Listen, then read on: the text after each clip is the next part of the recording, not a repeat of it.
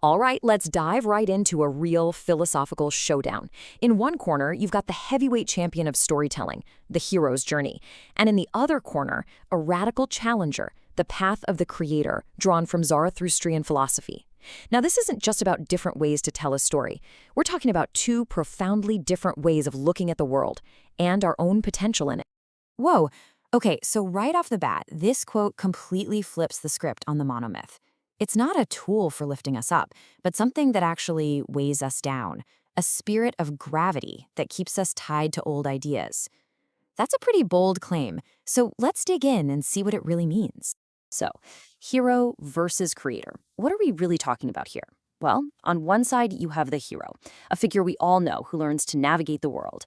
But on the other, you have the creator, a figure who wants to shatter that world and build a new one. These aren't just character archetypes, they represent two totally opposing journeys of the soul. And this right here, it just lays it all out, plain and simple. The hero gets a map and follows a path that's already been laid out, all to restore order. The creator throws the map in the fire and starts drawing their own. One path strengthens the world as it is. The other forges a new one from scratch. Okay, so every journey has a beginning, right? But how it begins, that's everything. It sets the tone for the entire philosophical path you're on. Is the main character pushed into the adventure, or do they jump in willingly? Does the motivation come from outside or from some deep internal fire? So let's ask that question. What's the real catalyst for change? Is it some outside force, that classic call to adventure that pulls you out of your comfy life? Or is it an internal pressure, something building up inside you that makes staying the same completely impossible? You know the drill with the classic monomyth. The hero starts out passive, totally content, like a sheep in the pasture. They don't choose the adventure. They're literally dragged into it by an external call. And of course, a mentor shows up who this critique calls a crutch. The whole thing kicks off not as an act of personal will, but as an act of obedience. Yeah, the source material here is pretty blunt about it. It calls this whole setup a script for the weak-willed. Ouch. The idea is that this kind of story is for people who don't have their own internal drive, people who need a pre-written plot to follow because they can't write their own. But the creator's journey, it starts from a totally different place. There's this concept called untergehen, which literally means a downgoing. Now, this isn't about failing or falling. It's a conscious choice to go down into the world because you have so much wisdom and energy inside you that you have to share it. It's an overflow. See, the creator's motivation is all their own. It's a sovereign act. They're done with borrowed light, whether it's from a god or a mentor. They've spent their time alone building their own fire, becoming their own sun. And now the natural impulse is to give, to create, not just to react and receive. Okay, so let's move on to the middle of the story, the ordeal, the big trial. The way a story defines this challenge tells you everything about its philosophy. Is it just an external test you have to pass, or is it a glorious internal struggle you have to win?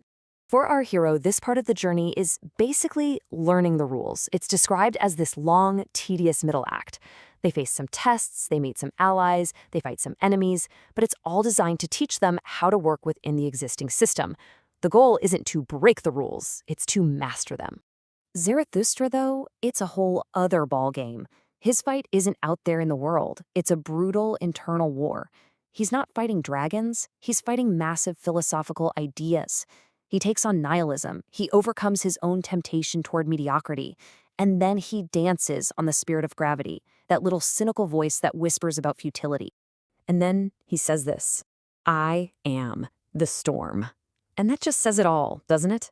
For the creator, the struggle isn't some annoying obstacle on the way to the goal. The struggle is the goal. That internal war, the constant act of overcoming yourself, that's the whole point. You don't just weather the storm, you become it. So you go through all of that. What's the payoff? The ultimate goal of a journey, the prize at the end, tells you what it really values. Is it about getting something, some external reward? Or is it about fundamentally transforming who you are? And this is maybe the biggest difference of all. The hero's journey is transactional. You do the thing, you get the prize, the elixir, the treasure, the princess. It's something you get. But for the creator, it's transformational.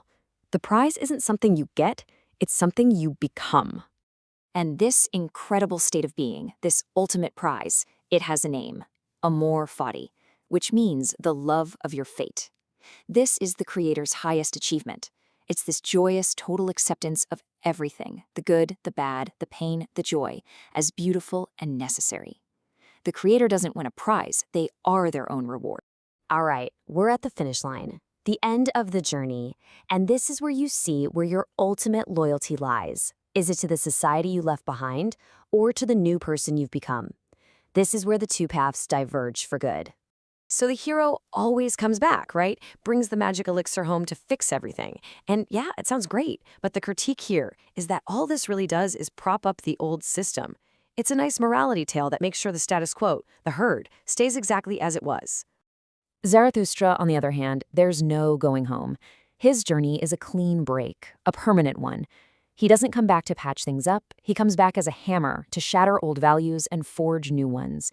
He's not looking for followers to save. He's looking for fellow creators to build with. His path is an arrow shot away from the crowd, not a circle that leads back to it. So when you put it all together, what you've got aren't just two stories.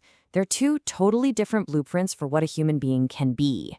One gives you a script to follow, the other hands you a hammer and tells you to get to work. This chart just lays it out perfectly.